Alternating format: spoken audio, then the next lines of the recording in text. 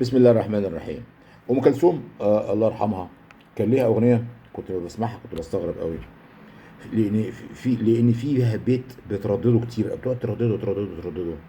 طبعا يعني كنت بسمعها عند الجيران، يعني فينا جنبينا على طول جيران، يعني قريبين، المنور قريب قوي. فكنت على طول ان الجيران دول فاتحين قناه ام كلثوم على طول، محطه ام كلثوم على طول. فكنت على طول البيت ده، وبعدين كنت بقعد اتامل في معناه. هي القصيده الاغنيه بتاع اللي هي اراك عصير دمع بتاعت ابي فراس الحمداني، الشاعر الامير المعروف. آه، بيقول فيها البيت اللي هي بتتكلم، اللي هي بتردده كتير قوي قوي، اللي هي ايه: وفيت وفي بعض الوفاء مزلة لفاتنة في الحي شيمتها الغدر. وتقعد تكرر: وفيت وفي بعض الوفاء مزلة لفاتنة في الحي شيمتها الغدر. انا بالنسبه لي يعني كان بيلفت نظري حاجتين: المعنى، معنى جديد، مع ان شوف الشعر قديم، يعني الشعر ده قديم قوي، من ايام يعني ابي فراس الحمداني ده كان معاصر للمتنبي، وكان في بينهم تنافس في الشعر، يعني مع ان ابو فراس ده كان امير وشاعر وفارس، انما المتنبي ده كان طفيلي، وكان يعني منافق. آه، واتعمل فيلم عن ابي فراس، كانت بطولة سعاد حسني وفريد شوقي. فيلم جميل جدا، ما اعرفش بطلوا يجيبوه ليه دلوقتي.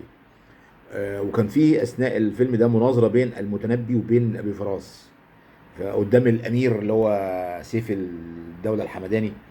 هو كان ابو فراس كان ابن عم سيف الدولة اللي هو الحاكم الامير يعني، فعلى امارة في سوريا.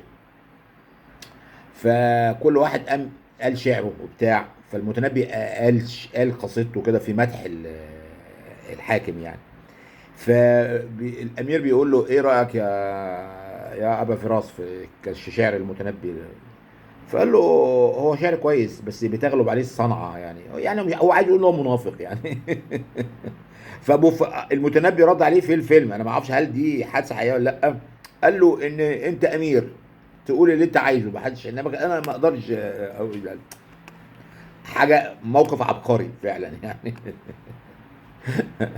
انت امير تقدر تقول اللي انت عايزه، عندك الحريه، لكن انا ما عنديش الحريه، انا بسترزق يعني. آه، فده يبقى اول حاجه لفتت نظري المعنى. ان يعني لفت نظري حاجتين: المعنى والتكرار. المعنى ان الوفاء، ازاي الوفاء احيانا ممكن يبقى ذل. ايه ده؟ حاجه غريبه يعني. تخيل انت ايه، حتى في فيلم نجيب الريحاني بيقول: انما السعاده في الوفاء، اللي هو فيلم لعبه الست. انما السعاده في الوفاء. فهو في الاول سخر منها، وبعدين في اخر الفيلم قال: ايوه فعلا، لا السعاده في الوفاء. كويس، ماشي، بس ام كلثوم بتقول: وفيت وفي بعض الوفاء مزلة لفاتنة في الحي شيمتها الغدر. طب دي انا هو اللي غلطان طبعا، الشاعر يعني هي غادره، انا اوفي ليها ليه؟ ما بقاش وافي ليها، لا. انا لو واحده اعرفها اعرف عنها انها غادره، لا، ما بقاش وافي ليها. فعلا دي مذله انك تكون وافي للخائن يعني. الحاجه التانيه: التكرار. التكرار ده انا بالنسبه في مستوى ام كلثوم مش ممكن الا ان انا اربطه بمعنى عام، الا ان انا اربطه بمعنى عام في المجتمع. زي ما هي مثلا في الاطلال لما قعدت تقول: اعطني حريتي اطلق يدي، انني اعطيت ما استبقيت شيئا، من الى اخره، ادمى من قيدك ادمى معصمي، لمن ابقيه وما ابقى علي مح... الى اخره، مش عايز العهود اللي انا يعني الناس في نقاد قالوا، انا قريت يعني يمكن انيس منصور، يمكن مش فاكر، انها كانت بتكرر: اعطيني حريتي اطلق يدي، ده كتير قوي في الاغنيه لما غنتها على المسرح. كررتها كتير قوي، اعطيني حريتي اطلق يا. وعلى فكره الاغنيه دي اتاخرت 4 سنين، لان كان في خلاف بينها وبين السنباطي الملحن على الحته دي. هي قالت له ان الريتم بتاعها عالي قوي، اعطني حريتي اطلق، اعلى درجه عند ام كلثوم. تخيل بقى، يعني ممكن تكسر السماعات يعني. هي كانت عايزاها تبقى هاديه، تقول له اعطني حريتي اطلق يدي كده، يعني عارف انت ممكن تتقال كده. السنباطي قال لها لا، لازم تتقال كده باعلى درجه. طيب ليه سنباطي اصر 4 سنين وخصم ام كلثوم؟ تخيل بقى ملحن يخصم ام كلثوم ويمتنع انه يلحن لها، يعني بيلقي بنفسه في غياهب النسيان عشان اختلاف على الريتم في بيت شعر، على رتم مش معنى. انا بقول دي حاجه سياسيه، هو الكلام ده كان موجه لعبد الناصر وهي فهمت كده، مش هنهزر يعني. هي فهمت كده ان هم كلهم حسوا ان عبد الناصر خانهم، خان الشعب المصري، مع احتكام مع احتكامي لعهود لم تصنها، والام الصبر والدنيا زوال، وهصبر عليك لحد امتى. وفعلا لو كان الناس سمعت كلام ام كلثوم في اغنيه الاطلال دي، كانوا كانوا قدروا يتخلصوا من عبد الناصر قبل النكسه وقبل النيله وقبل الحاجات. فانا بربط الحاجات دي باشياء سياسيه. برضو وفيت في بعض الوفاء مزلة برضو انا بقول ان ده موجه الى عبد الناصر برضو، ان احنا وفينا لك ومشينا وراك وانت وديتنا في 60,000 داهيه، وديتنا بالجزمه.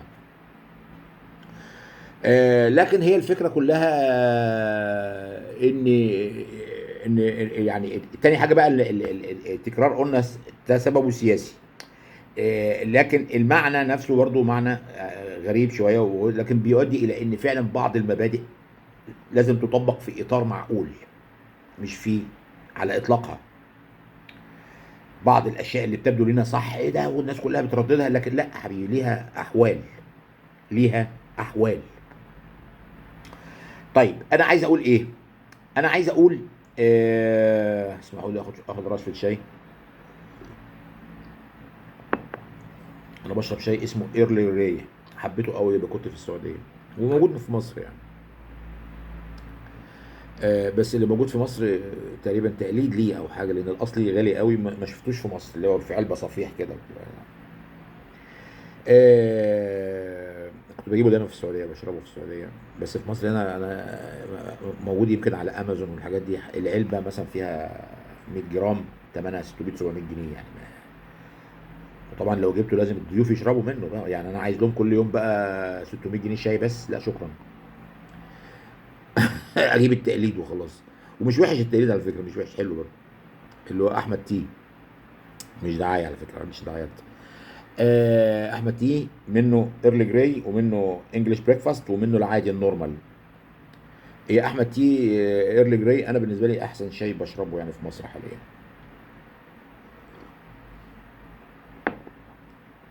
آه طب انا عايز اقول ايه في الفيديو ده؟ بمناسبه الدكتور عبد الرحمن السيد، وانه قال ان انا لو كنت قعدت في مصر كان زماني سواق تاكسي زي ولاد عمي. طبعا هنا اتقال برضه حاجتين. هو ايه اللي قاله؟ الدنيا قامت بقى وما قعدتش. ايه اللي قاله اكتر من اللي قاله احمد زويل وفاروق الباز ومجدي يعقوب والناس دي؟ يعني ايه اللي قاله زياده عن اللي هم كلهم قالوا كده؟ قالوا احنا طفشنا من مصر عشان ظروفها زي الزفت، عشان زي الزفت، الروتين والفساد والتهريج والجهل. يعني هم كلهم، كل الناس دي قالوا كده. يعني فاروق الباز بيقول لك انا عينوني بعد ما خدت الدكتوراه، عينوني مدرس كيمياء في مدرسه ثانوي. فاروق الباز بيقول كده. تخيل فاروق الباز اللي اشترك في برنامج الفضاء الامريكي، الدوله المصريه عينته مدرس كيمياء في ثانوي. احمد زويل اتعين معيد في جامعه اسكندريه، وكانوا بيسلموا له المواد بيحطوها في دولاب، وهي في القلب القفل عشان ما تسرقش شويه مواد. بينما لما راح هناك في جامعه كالتك بيقول لك يعني اوبن تسافر اي مؤتمر، تعمل اي حاجه، ليك سكرتاريه، ليك بتاع، تذاكر طيران مفتوحه.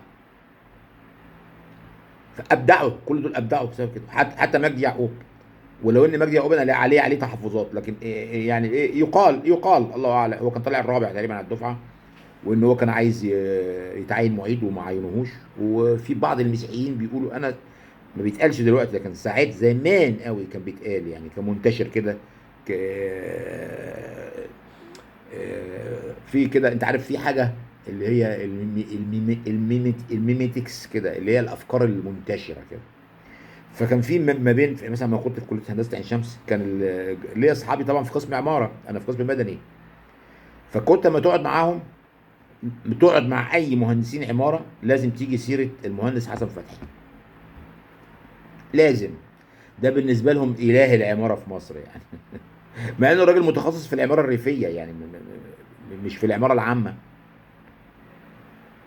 يعني ما ينفعش يعمل عماره 10 ادوار مثلا، ده راجل بيعمل حاجات عماره ريفيه. وبعدين عملها بشكل، هو يعني عمل قريه الجرنه. الجرنه دي الناس ما رضيوش يسكنوا فيها، الفلاحين النوبيين، لانه عملها بقباب.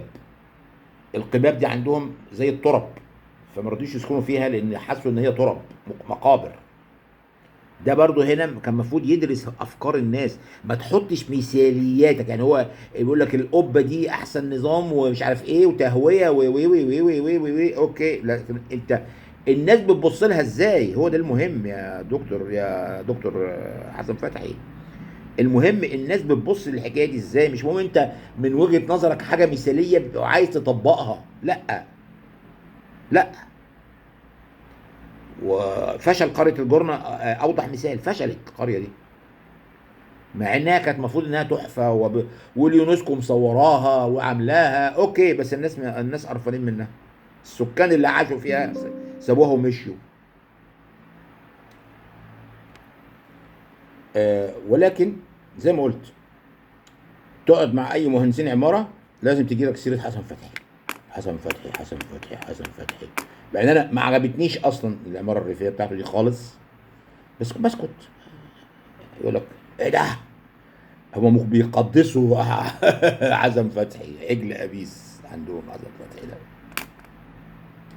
اما بقى الجماعه الدكاتره، كان برضو ليا اصدقائي في كليات الطب، يقعدوا بقى عندهم بقى ايه، مجدي يعقوب في بقى مش لوحده، معاه برضو مش عارف مين، احمد شفيق، مش عارف يعني حاجات كده بيتكلموا عنها بانبهار. قال بيقول لك ايه، مجدي يعقوب دوت رفضوا تعيينه معيد علشان هو مسيحي. في دكتور هو رئيس القسم رفض يعينه معيد، فهو ساب مصر وراح انجلترا وتخصص بقى في جراحه القلب ومش عارف ايه. فالدكتور ده اللي هو رفض يعينه معيد، بنته جالها مرض في القلب خطير جدا، ومفيش حد بيعمل العمليه دي في العالم الا غير الدكتور مجدي يعقوب. فراح له بقى انجلترا وقعد يتحايل عليه وقابل له العمليه. ده كتير سمعتها كتير من زمايلي بقى كانوا في كليه الطب يعني. عندهم حاجات كده بقى، بيتكلموا برضه حاجات عن احمد شفيق وحاجات مش عارف عن ايه، حاجات كده. في كده اساطير بتتقال كده عن بعض الناس. فيعني إيه اللي قاله دكتور عبد الرحمن اكتر من اللي قاله احمد زويل واللي قاله فاروق الباز واللي قاله مجدي يعقوب؟ واي واحد خرج من مصر ونجح بره يعني. طب هو خرج ليه من مصر؟ يعني ليه عبد الرحمن السيد هو اللي راح امريكا وما جاش مثلا واحد امريكي اللي عاش في مصر؟ مثلا ليه محمد صلاح راح تركيا وما جاش الاهلي مثلا او الزمالك؟ طب ما هو ده معناه ان احنا عايشين في مجتمع متخلف فاشل يعني. يعني هي تركيا دي ما هياش دوله عظمى مثلا، مش انجلترا. يعني محمد صلاح لما راح انجلترا عادي، قلنا عادي، ما فيش حاجه، ما حدش. انجلترا، المانيا، فرنسا، ايطاليا، طبعا اسبانيا، طبعا دي حاجه عظيمه، الدوريات الخمسه الكبرى في العالم. حتى اللي هي الدنمارك وبازل ومش عارف ايه برضه، اللي هي اعلى مننا بكتير. لكن تركيا لا، تركيا يعني في المستوى الثالث تقريبا، يعني مش اللي هي الدوريات الاولى ولا الدوريات الثانيه، هي الدوريات الثالثه اعتقد كده. طب ايه اللي يودي محمد صلاح؟ يعني احنا كمان اقل من الدوري المستوى الثالث في انجلترا. ما ده معناها كده، احنا اقل. مفيش نادي في مصر يقدر يدي لمحمد صلاح 20 مليون دولار في السنه، مفيش. هي الانديه لا تاكل. ده الاهلي كل فكرته انه عنده شعبيه كبيره جدا، فالرعاه بيدوا له مبلغ ضخم جدا، ادي كل الفكره بتاعت الاهلي. زائد ان هو عنده اعضاء في مجلس الاداره بتاعته، اللي هو منصور، ده منصور او حاجه يعني، رجال اعمال من اصحاب المليارات يعني، دول اكيد بيساعدوا النادي يعني، اكيد بيساعدوا النادي. ومع ذلك ما يقدروش يجيبوا ده، بيتفاوضوا مع امام عاشور على مش عارف 20 مليون جنيه ولا 30 مليون جنيه ولا يعني كلام فارغ يعني. يعني بتتكلم في نص مليون دولار ولا مليون دولار. انتوا بتتكلموا في ايه؟ هتروح تجيبوا محمد صلاح ابو 20 مليون دولار؟ حصه بيع ما فيش عندنا مثلا تقليد بيع الفانيلات ده. في الاهلي تقليد بيع الفانيلات؟ ما فيش. مع ان ده التقليد ده بيجيب فلوس جامده جدا. ده محمد صلاح كانت هي العقده في الاتفاق معاهم، انه عايز 20% من حصيله بيع الفانيلات اللي عليها اسمه. 20%. بيقول لك النادي باع مش عارف نص مليون فانيلا لحد دلوقتي، حاجه كده يعني. فنرجع تاني للدكتور عبد الرحمن. حته بقى عايز اقولها بخصوص بقى، نجمع ده كله في حته. آه هي بتتقال دايما ردا عليه، كل بقى بتوع 30 سوسته والناس دي كلها. انت ايه بتقلل من شغل ولاد عمه الجدعان الرجاله، اللي الشغل مش عيب، اللي ايه ده هم اشرف منك ده هم. طب خد عندك يا سيدي، لا الشغل عيب، ها؟ مش بيقول لك الشغل مش عيب؟ لا الشغل عيب، الشغل عيب. انا مش عايز اشتغل. الشغل عبوديه، الشغل عبوديه يعني هي حاجه تصدمك يعني وكده، بس هي الشغل عبوديه. انا اتمنى كده اعيش باشا كده، ما اشتغلش خالص، ما حاجه خالص، واقوم الصبحيه كده اتدلع كده وانزل حمام السباحه كده ساعه نص ساعه، واطلع كده اقعد اقرا كده، ولا يجي لي الفطار بقى الفاخر من افخم فنادق العالم كل يوم، والناس تقعد تقرا لي كتب وتقرا لي حاجات، والجواري تقعد تهش عليا كده ويقعدوا يدلكوني كده ويعمل انا عايز كده. فيها ايه العيب في كده؟ مش فاهم يعني. يا ريت يعني. الشغل عيب. طب هو انا اللي بقول كده؟ لا، ده في واحد تاني بقى نبهني للحكايه دي، اسمه اللي هو اكبر فيلسوف في القرن العشرين، اللي هو بيرتراند راسل. عنده كتاب اسمه في مدح الكسل، اسمه كده. قال لك الكسل ده اجمل حاجه اخترعها الانسان. قال كده. ليه؟ قال لك لانه حريه. الكسل حريه.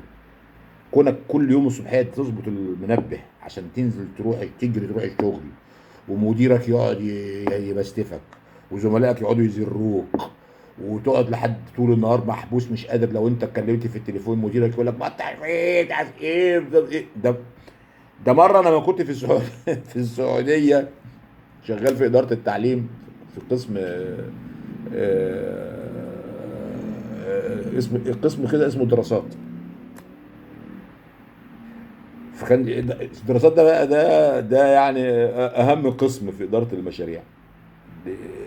حاجات كتير بقى يعني، من اول بقى المشاكل الانشائيه والمعماريه اللي في المدارس، من اول اعداد مؤسسات الترميم والصيانه اول لحد العقود ودراستها، لحد التوريدات، لحد برمجه مشاريع المدارس، ونحط المدارس دي فين، وفي الاحياء في مدينه الرياض يعني، نجيب الاحياء الاراضي الفاضيه ونشوف ينفع هنا مدرسه وما يكونش جنبها مدرسه بنات، وما يكونش مش عارف ايه. طب ونعمل الباب منين، والباب مش عارف منين. طب نعملها نموذج الف ولا نموذج ب ولا نموذج د. طب النمو السكاني في الحي ده ايه. شغلانه مهببه، شغلانه مهببه. وبعدين يفتكروا مبنى. طبعا السعوديه دي مراحل، ساعات كده كل ملك بيجي زي ما تقول ايه، بيردموا على الحاجات اللي كانت موجوده، يعملوا حاجات جديده وينسوا القديم، ينسوه. في حاجه كانت موجوده، مبنى ما اعرفش. كان ايه المبنى النيله ده؟ مبنى ايه، مش مبنى، حاجه كده عامله زي مجمع التحرير، بس مش يعني دورين بس.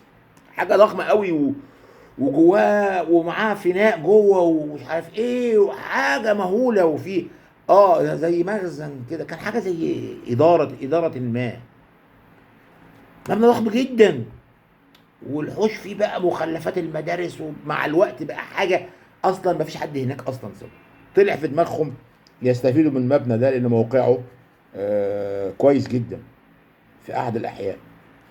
فكلفوني بقى ان انا ايه، اتولى الحكايه دي لوحدي كده. فبتاخد في بتاع كده عجله. ما هو لا يعني لازم اول حاجه اعملها لازم ايه؟ ارفع المبنى، لان عايزين يستفيدوا مش هيهدوه، لا عايزين يستفيدوا من المبنى يعني. فلازم ارفع المبنى، مبنى ضخم جدا، ومش حته مش مربع كده، لا ده ليه تدخلات كده ومش عارف ايه وتكوينات وحاجات شغلانه مهببه كده. فلازم الاول ارفع المبنى على كروكيات، وبعدين ارسمها على الكمبيوتر بالاوتوكاد، وبعدين من جوه المبنى بقى والغرف والطرق والدورات الميه، وهنا ايه وهنا ايه وهنا ايه وايه 500 غرفه، واقيس كل غرفه. فطبعا في كده من ضمن الادوات عجله كده بتمشي بيها كده اهو، يعني هي بتبقى كده اهو، بتمسكها كده زي المكنسه، وفي عجله. فانت بتصفر، بتحط العجله دي فيها عداد، بتصفر العجله كده على النقطه، وبعدين تمشي في خط مستقيم كده، وبعدين تشوف ايه القرايه، يبقى دي 4 متر، دي 5 متر، دي 7 متر، دي 10 متر، دي 20 متر. وانا معايا بقى بتاع كده اجنده كده اهو، بتاع كده اهو، او مكاتب كده كروكيات بقى، لحد ما اقعد كده واقعد اظبطها. دي انا قعدت فيها شهر، قعدت في الهباب ده شهر، لحد ما رفعته بالكامل وعملت له مخططات، وقعدت اعمل فيه حاجات، وهنا محتاجين ابواب ايه، ومحتاجين شبابيك ايه، ومحتاجين بلاط ايه، ومحتاجين دهانات ايه، ومحتاجين اسفلت ايه، ومحتاجين ارصفه ايه حوالين المبنى، ومحتاجين ميه ايه، وكان معايا واحد طبعا بتاع الكهرباء، محتاجين كهرباء ايه، ومحتاج شهر. وبعدين الكلام ده كله قال لك خلاص سك على الموضوع. ف تخيل يعني، يعني انا اتعذبت شهر، اتعذبت بالمعنى الحرفي. وبعدين خلاص خلاص خلاص صرفنا النظر، سيبه كده سيبه للزمن. المهم يعني هل ده كويس يعني؟ لا طبعا كنت سعيد طبعا بالحكايه دي. بقول كنت ماسك قسم الدراسات، حكيت لكم انا بنعمل ايه في قسم الهباب ده. ده مزبله الاداره يعني. فتره كده مسكت قسم الدراسات ده، اللي هي كل المشاكل والتهم والبلاوي تيجي عندنا، اي شكاوي جايه من المدارس من اولياء الامور.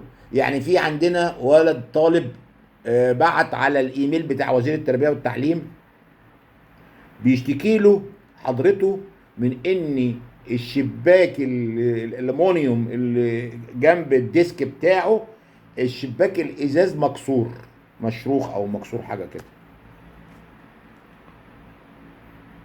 بعت على موقع الوزير في الايميل بتاع وزير التربيه والتعليم. وزير التربيه والتعليم لهبل، قال لك تشكل لجنه. بعت الموضوع عندنا على الوزاره، بعت الموضوع لوكيل الوزاره لخصوص الانشاءات لخصوص المشاريع.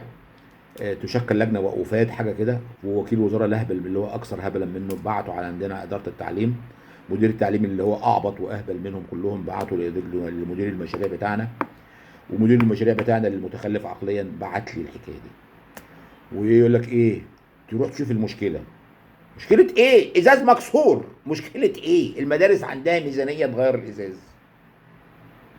دي مشكله تروح للوزاره؟ ومهندس يطلع وايه وتقنع التلميذ بان ده حاجه يعني قدريه او حاجه كده، يعني ربنا عاوز كده. ولازم هو يبعت لوزير التربيه والتعليم يشكره ويقول له ايوه الناس قاموا باللازم. تخيل بقى انا اروح المدرسه الاقي ازاز مكسور كده حته يعني. فبقول لمدير المدرسه طب ما ده مش عندك حضرتك ميزانيه؟ مش بنصرف لك ميزانيه وبنصرف لك، طب ما تغير الازاز. قال بما معناه الواد ابن الكلب ده ولا لا.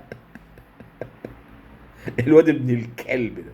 المهم جت في الجرايد: وزير التربيه والتعليم يتجاوب مع شكوى تلميذ في مواجهة إهمال إدارة المشروعات في إدارة التعليم التي لا تقوم بواجبها. واجبها إيه؟ ده 2000 مدرسة. وبعدين الحاجات البسيطة دي، السباكة، تغيير الحنفيات، الإزاز، الحاجات دي في ميزانية بتصرف لمدير المدرسة عشان يجيب هو عمال، وأنا أجيب له يعني 2000 مدرسة. هو أنا عندي إيه؟ عندي جيش من العمال هيطلعوا بالعربيات يصلحوا الإزاز؟ ما تجيب بتاع الإزاز اللي في الحارة يعملها لك يعني ده إزاز. وجت في الجرايد: والوزير ان الهمام الو... ادي الهبل. تخيل انت بقى تشتغل في الجو ده. ده دي من الحاجات اللي هي ايه يعني كانت في القسم ده بصراحه، القسم ده عمل لي حاجه في مخي يعني. القسم الهباب ده الدراسات ده، والله يعني من كتر الشغل ومن قرفه يعني كل زباله اداره التعليم بتصب عندك انت. كل مدير مدرسه يحس باي حاجه ايه في المدرسه بيبعت على طول ويشتكي ويهيج الدنيا ايه يا عم في ايه؟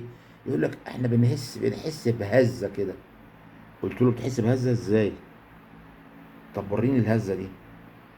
اتاري بروح امه، المدرسه ضخمه قوي، في نموذج هناك اسمه نموذج الف، ده بنوه المصريين اول ما راحوا. مش اول ما راحوا يعني، يمكن في السبعينات. مدارس روعه جدا يعني، مش بقى مدرسه دي تنفع كليه يعني. كان اسمه نموذج الف، ده احسن نموذج مدارس انا شفته في السعوديه. مدرسه ضخمه، فيها معامل كمبيوتر، وفيها بيسموه ايه، الميز ولا الحاجه اللي بياكلوا فيها الطلبه، حاجه كده. وفيها مسجد جوه المبنى، المبنى متكامل يعني حاجه مش معقوله. آه، فقلت له طب انا مش، قال لي لا استنى الظهر. هم طبعا صلاه الجماعه بتبقى دي الميزه الوحيده اللي عندهم، صلاه الجماعه بتبقى الطالب ما يروحش غير ما يصلي جماعه في المدرسه. يعني صلاه الظهر يأذن خلاص اليوم الدراسي خلص، بس ما ينفعش يمشي، الابواب ما بتفتحش. بيصلوا جماعه ومدير المدرسه بيأمهم وحاجات زي كده، في فناء داخلي ضخم جدا بيصلي فيه كل الطلبه والمدرسين وبتاع. استنى معانا عشان تشوف انت الهزه. ففعلا لقيت ايه ساعه الصلاه في هزه كده بسيطه في الموضوع. فلما انا عارف النموذج قلت له يا استاذ يا حبيبي انت، هما بيطلعوا فوق ليه العيال في الدور الثاني؟ قال لي عشان يصلوا. قلت له فوق ده مش مكان للصلاه، اللي بيصلوا فيه ده مش مكان للصلاه، ده مكان انا مش لاقي لي اسم، اللي هو المكان زي الكافيتيريا او حاجه زي الكافيتيريا كده، بيوزعوا فيها الوجبات والطلبه بتقعد الترابيزات ويقعدوا ياكلوا، يعني التغذيه المدرسيه حاجه كده يعني. ضخمه جدا، حاجه قاعه كده عامله زي ملعب كره السله مثلا. هو الجامع تحت في الارضي، هو طلع في دماغه يخلي البوفيه تحت ويخلي الجامع فوق. قلت له انت حضرتك المدرسه فيها كام طالب؟ فيها فوق ال1000. قلت له طب ما 1000 طالب بيطلعوا على السلم مره واحده، ما لازم يهزوا المبنى. وبعدين ما فيش شروخ، ما دام ما فيش شروخ خلاص ما فيش حاجه، ايه الهز؟ طب ما هو 1000 طالب، 1000 طالب طالعين بيجروا، عيال بقى، عيال ثانوي. طب 1000 طالب طالعين بيجروا عشان يصلوا وبينزلوا يصلوا، لازم تحصل في المبنى هزه. حاجات كده زي كده يعني. المهم، ساعات مثلا انا وانا قاعد ايه، يجي لي ضيف مثلا، اي حد مهندس من اي حته يعني، ضيف بيجي لك يعني عادي جدا في الشغل. فالمدير طبعا بيعدي يبص يلاقي ايه، وبعدين يجي لي بقى ينده لي وانا بعرض عليه شغل ولا حاجه، يقول لي يا مهندس مجدي انا ملاحظ ان ضيوفك كتير. اقول له ايه؟ طب واحد مش ضيف، هو قريبي، ده جاي عشان شغل. يعني مثلا مندوب مقاول، مندوب زفت، مندوب من اداره التعليم، اي حاجه، زميلي من قسم تاني جاي يتكلم معايا في موضوع خاص بالشغل او حتى مش خاص بالشغل يعني. عادي، احنا موظفين، هو احنا ايه؟ هو انا على الجبهه؟ يقول لي انا ملاحظ ضيوفك كتير واحنا وقتنا محسوب بالثانيه. وقتنا محسوب بالثانيه؟ قلت له طب ما انا باخد معايا الشغل في البيت. مش باخد، انت مش عارف المعلومه دي؟ قال لي انا عارف. قلت له طيب يعني باخد معايا الشغل في البيت وبقعد اشتغل في البيت ساعتين ثلاثه كل يوم. وبعدين الضيف ده مش ضيف، مش اخويا ولا قريب ولا ابن عمي، ده واحد جاي بيسال في موضوع. قال لي اصل الشغل عندنا كتير. قلت له طب ما اجيبوا مهندسين. ما هو كتير صحيح. الحل ان انا ايه يعني، اموت نفسي، استنسخ لكم نفسي؟ ما تجيب ناس. انت بتتكلم كيش. قلت له بتكلم ايه؟ ما هو كلامك حضرتك يعني ايه ضيوفك كتير؟ ايه ضيوفك كتير؟ ايه العبو ايه ده؟ وشدنا مع بعض شده جامده كده وساعتها كده. طب بالله عليك ده شغل؟ يلعن ابو الشغل كله. انا مش عايز اشتغل، وبقول لكل واحد ما تشتغلش، ان قدرت ما تشتغلش ما تشتغلش. بيرتراند راسل في كتاب مدح الكسل بيقول لك ان الاغريق سر تطورهم والثقافه وارسطو وسقراط هو ان هم ما كانوش بيشتغلوا، كانوا شغالين بحاره، يعني شغالين في التجاره البحريه، زي اهل مكه كده رايحين رحله الشتاء والصيف، يعني بيشتغلوا في السنه شهر في الصيف وشهر في الشتاء، او شهرين في الصيف وشهرين في الشتاء، ويقعدوا الثمان شهور قاعدين كده يتدلعوا ويلعبوا في ويهزروا ويلعبوا كده. هو سيدنا محمد صلى الله عليه وسلم مش كان بيتحنف في غار حراء بيقعد فيه ايام؟ طب هو ما عندوش شغل؟ لا عنده شغل، بس بيشتغل مره في الشتاء ومره في الصيف بس. بقيه السنه الثمان شهور قاعد فاضي، قاعد بيتامل في الدنيا وبيتامل في الحياه وبيتامل في الناس وبيكتسب ثقافات وبيكتسب، شوف ده ايه وده ايه وده ايه والدنيا ايه. حاجه جميله جدا. يعني هو سيدنا محمد ما كانش بيشتغل إلا غير رحله الشتاء والصيف بس. في امتع من كده؟ الاغريق كانوا كده برضو، رحله الشتاء بس بقى، هي رحله واحده بيعملوها في الصيف، لان هم كانوا بحاره مش في صحراء بقى ولا بتاع. يعني المكه بيشتغلوا اكتر ليه؟ رحله الشتاء بيروحوا فين؟ بيروحوا اليمن عشان الجو ايه؟ حر شويه، يعني البرد بيقل. في الصيف يروحوا الشام، الدنيا تراوح. الاغريق بيشتغلوا بقى ايه؟ في الصيف بس، لان الشتاء العواصف والبتاع والسفن مجاديف وشراعيه، فصعب جدا ان انت تتحكم فيها في الامواج والبتاع. فشغلهم كله في الصيف، شهرين في السنه، 3 شهور في السنه. التسع شهور قاعدين بقى، سقراط قاعد مع العيال التلاميذ بتوعه. ما شخصيه سقراط دي اللي هي تم اقتباس شخصيه المسيح اللي في الانجيل منها. يعني سقراط ده، يعني انا في ناس بتقول ان هو احد الانبياء اللي ما ذكروش في القران، لانه كان بيدافع عن المبادئ والاخلاق والقيم والحاجات دي كلها، وكان انسان زاهد وانسان يعني متواضع وانسان ممتاز يعني. وانا بقول نظريه تانية، ان هم لما كتبوا الاناجيل، اصل الاناجيل اتكتبت في القرن الثالث او القرن الرابع يعني، اقتبسوا من شخصيه سقراط يعني، تلاميذ ومش التلاميذ والكلام ده. سقراط كان عنده تلاميذ منهم افلاطون. ف عدم الشغل فهنا بقى بيقول له ايه؟ هو الشغل عيب؟ الشغل عيب. الشغل عيب. بس ولو احنا يعني سيبنا من الفلسفه، بعض الشغل عيب. يعني اللي بيمسح السلم ده انا اقول له ايه؟ برافو عليك، الشغل مش عيب؟ لا، يبقى انا بضره. لا، ده انا اقول له الشغل ده بتاعك ده عيب، ما تشتغلش، ما تمسحش السلم، شوف شغلانه تانية. ليه تمسح قذاره الناس وتوطي قدام الناس وده يحتقرك وده يبص؟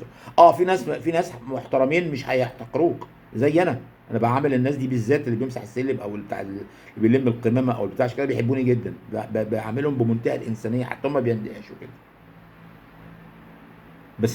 بس في ناس تانية بتديهم بالجزمه، وساعات بيعيطوا والله العظيم.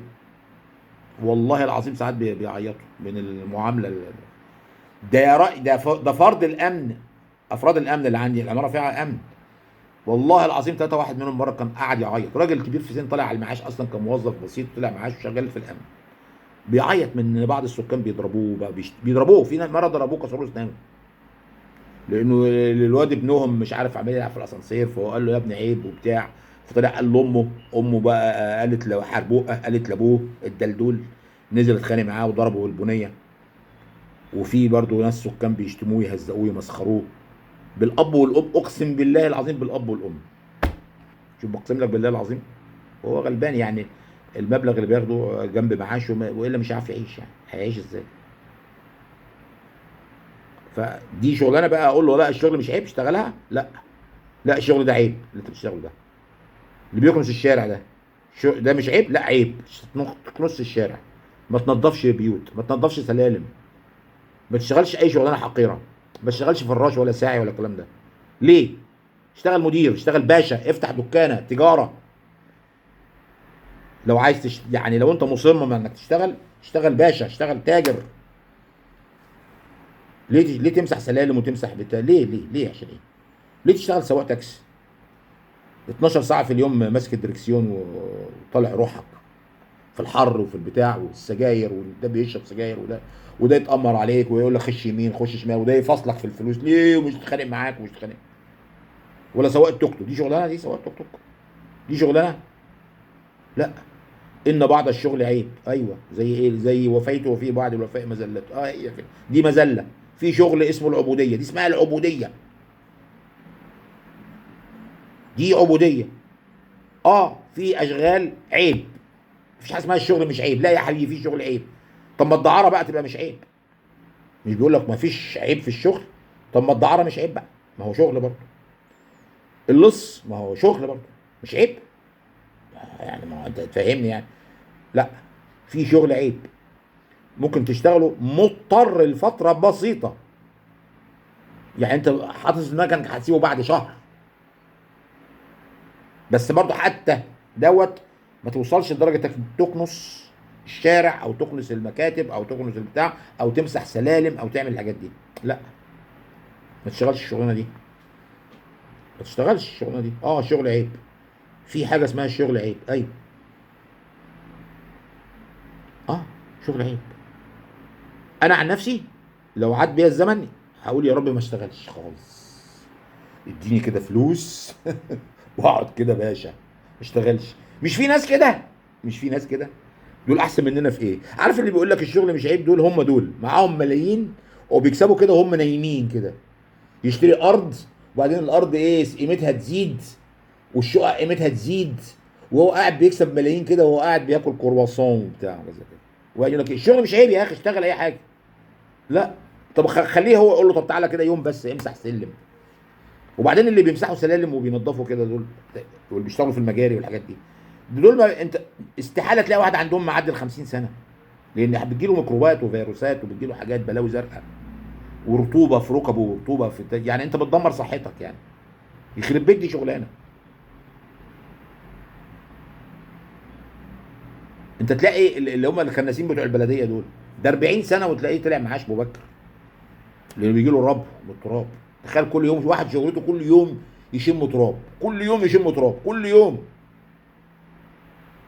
يا راجل ده انا شفت في فيديو معلومه غريبه جدا، بيقول لك اللي هو الريسيت ده اللي انت بتاخده من الكاشير، مش بتاخد ريسيت كده الطويل ده؟ ما بتخش اي محل فيه ريسيت كده بتاخده.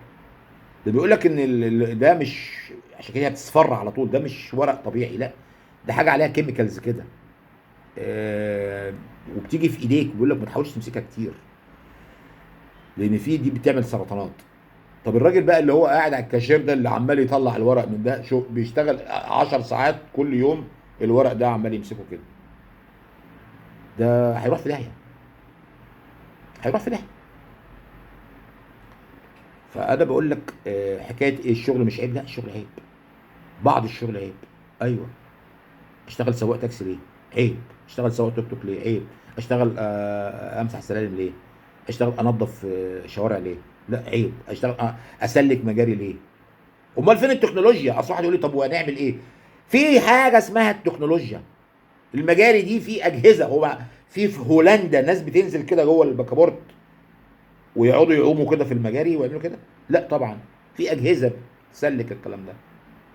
حتى الكنس في الشوارع في حاجه اسمها شفاطات، يعني انا لو من رئيس حي الساحل ابعت اجيب الشفاطات دي، عربيات زباله بس ايه فيها شفاطات ضخمه تشفط الزباله والتراب والحجاره والكلام ده كله اللي في الشارع. انما الزبال الغلبان ده، يعني انا عندي هنا في الحته في المنطقه واد شاب زي الفل شغال في الشغلانه الهباب دي، وبعدين يا ابني إيه انت طول النهار كده في التراب ده؟ قال لي اه والله يا بيه اعمل ايه؟ تعمل ايه؟ هقول له ايه؟ يعني انا لو ارمي لهم المقشه بتاعتهم دي وروح اشتغل، يروح يشتغل في مطعم ولا اشتغل في حاجه، اشتغل في حته اكتسب مهنه، اشتغل في ورشه، اقول له اتعلم نجاره، اتعلم سباكه، اتعلم نيله على امي. ايه اللي انت بتعمله ده؟ هات عربيه وبيع تين شوكي عليها. فبعض الشغل عيب، محدش يقول لي شغل مش عيب، انا عايز دي تتلغي، لا في بعض الشغل عيب. والسلام عليكم ورحمه الله وبركاته.